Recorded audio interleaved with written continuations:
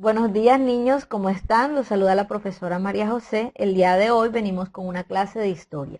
Vamos a hablar sobre la Nueva Granada, pero antes vamos a hacer una recopilación sobre lo que fue la conquista en América.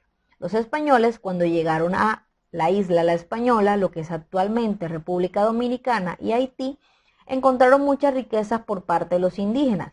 Estos empezaron a expandirse a lo largo del territorio americano cuando fueron seducidos por algunas historias que circulaban sobre una ciudad de oro. En esta el oro era tan común que brotaba en abundancia. En su afán de hacerse ricos, muchos exploradores se lanzaron en la búsqueda de lo que se llamaba la ciudad El Dorado. ¿Ustedes han oído alguna vez hablar algo sobre esta leyenda? Vamos a investigar un poco sobre lo que es la leyenda del Dorado o la ciudad El Dorado. ¿Listo? Para que entendamos un poco de esta historia. Luego de que los españoles empezaron a expandirse por todo el territorio, empezaron a crear pequeños asentamientos, lo que podemos decir que son las colonias que llegaron antes de instaurarse la Nueva Granada. Ha sido utilizada para definir asentamientos de la población española. Entonces podemos decir que la colonia es cuando una región se encuentra dominada por una potencia extranjera. En la conquista de América vemos que había un periodo de conquista, colonia, y posteriormente pasamos al virreinato de la Nueva Granada. Después de crear estos asentamientos, los españoles se adentraron en el territorio continental para fundar ciudades construidas con manos de obra indígena. Recuerden que yo les había dicho que empezaron a construir y a trabajar las minas era con los indígenas. Posterior a esto fue que trajeron a los esclavos negros de África. Los adelantados, así se le llamaban, era el título que se le daba a los españoles que realizaban exploraciones en territorios desconocidos. Eran estas personas que venían y empezaban a conquistar o colonizar los territorios americanos. Empezaron este proceso desde la costa atlántica hacia el centro del país. La creación y organización de este territorio con la implementación de instituciones y pautas emitidas por la corona española. La corona española tenía diferentes instituciones que eran las que demarcaban el paso a seguir de cada una de estas personas que venían de los adelantados. Eran los que venían y se instauraban en las ciudades. Así surgió el nuevo reino de Granada o el reino de la Nueva Granada. Listo. En esta creación del nuevo reino de Granada, las órdenes del gobierno venían directamente desde el rey de España. Él era el que decidía cuándo y cómo se iban a realizar las cosas. Cuando este territorio empezó a ser tan grande, porque como vamos a observar en un mapa más adelante, comprendía los tres países que eran Venezuela, Ecuador y Colombia. Era un territorio tan grande que fue necesario dividirlo por gobernaciones para que así pudieran tener hubiera sido mejor aprovechadas sus riquezas. A nivel político y administrativo se garantizó por medio de dos instituciones con sede en España. Bueno, y aquí vamos a pasar a lo que es la organización política y administrativa del nuevo reino de Granada. Para esto habían dos organizaciones importantes que son el Consejo Supremo de Indias y la Casa de Contratación de Sevilla. Estas son las dos organizaciones que encontramos en el nuevo reino de Granada. La primera, el Consejo Supremo de Indias, institución encargada de asesorar al rey, crear leyes y seleccionar a las personas que iban a gobernar en los territorios americanos.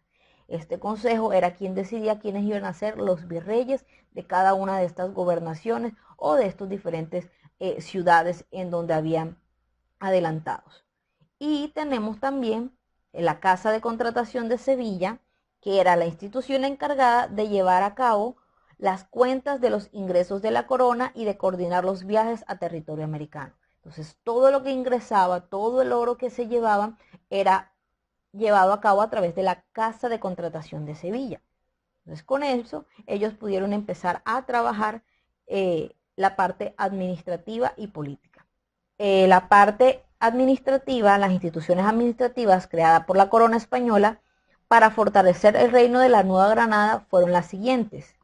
la Real Audiencia, institución encargada de solucionar los problemas que se presentaban entre los habitantes y de hacer cumplir las leyes. Entonces, la Real Audiencia eran los que pues velaban de que se cumplieran las leyes emitidas por el rey, de que todas las personas cumplieran con su deber.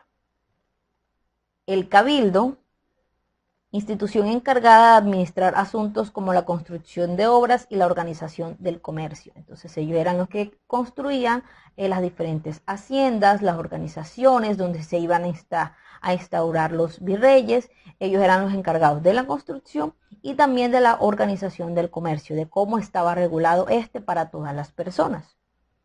Y la hacienda, institución encargada de recaudar el dinero de los tributos y de vigilar los movimientos económicos del territorio. Entonces, la hacienda era la encargada de cobrar los impuestos a las personas, recogía todos los tributos y todo lo que los hacendados, los indígenas, todos los impuestos que se debían pagar, se hacía a través de la hacienda. En 1717, la corona española convirtió el nuevo reino de Granada en un virreinato. Fue a partir de ese momento que empieza a ser convertido en virreinato. Antes era el nuevo reino de Granada y a partir de 1717 empieza a ser virreinato. El virreinato era la entidad territorial gobernada por un virrey.